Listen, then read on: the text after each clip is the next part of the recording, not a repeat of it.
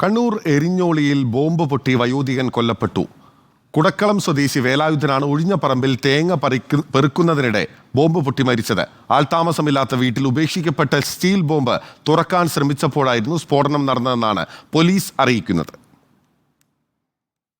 4 വർഷമായി ആൾതാമസമില്ലാത്ത ആളൊഴിഞ്ഞ പറമ്പിൽ തേങ്ങ പെറുക്കുന്നതിനിടെ കയ്യിൽ കെട്ടിയ സ്റ്റീൽ പാത്രം തുറന്നപ്പോഴാണ് സ്ഫോടനം.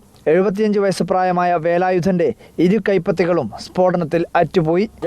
സൗണ്ട് കേട്ടിന്, പക്ഷെ ഇവിടെ ഞാൻ അറിഞ്ഞു 1 മണിക്ക്. ഇതിന്റെ വേക്ക് തന്നെ ഇത് മോഹൻദാസ് RV മോഹൻദാസ്. ഇല്ല കുറേ ഇല്ല. ഞാൻ നോക്കുമ്പോ ആംബുലൻസ് എന്റെ ചെന്ന് നോക്കി, അന്നേരം വണ്ടി കയറ്റി, അന്നേരം അറിയുന്നത് സ്റ്റീൽ ബോംബാണ് പൊട്ടിയതെന്നാണ് പോലീസിന്റെ പ്രാഥമിക നിഗമനം. മരിച്ച വ്യക്തി വീടിന് നാട്ടിൽ തന്നെയുള്ള ഒരു വ്യക്തിയാണ്.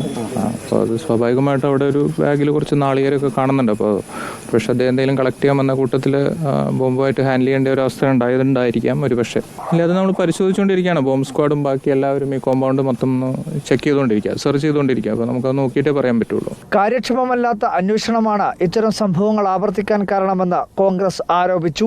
നമ്മുടെ പ്രദേശത്ത് എവിടെ ബോംബ് നിർമ്മിക്കുന്നു അത് കണ്ടുപിടിക്കാൻ ആർജവം പോലീസും അധികാരികളും കാണിക്കണം.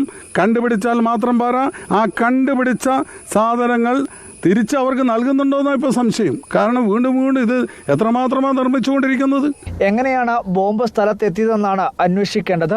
ബോംബ് സ്ക്വാഡും ഡോഗ് സ്ക്വാഡും ഫോറൻസിക് സംഘവും ഉൾപ്പെടെ സ്ഥലത്ത് പരിശോധന തുടരുകയാണ്. പരിശോധനകൾ ശക്തമാണെന്ന് പോലീസ് പറയുമ്പോഴും ബോംബ് നിർമ്മാണവും ശേഖരണവുമെല്ലാം ഇപ്പോഴും തുടരുന്നു എന്നതാണ് ഇത്തരം സംഭവങ്ങൾ സാക്ഷ്യപ്പെടുത്തുന്നത്. ഇരകളാവുന്നത് നിരപരാധികളും. Reporter Arjun Kalyad, in reporter, Kannur.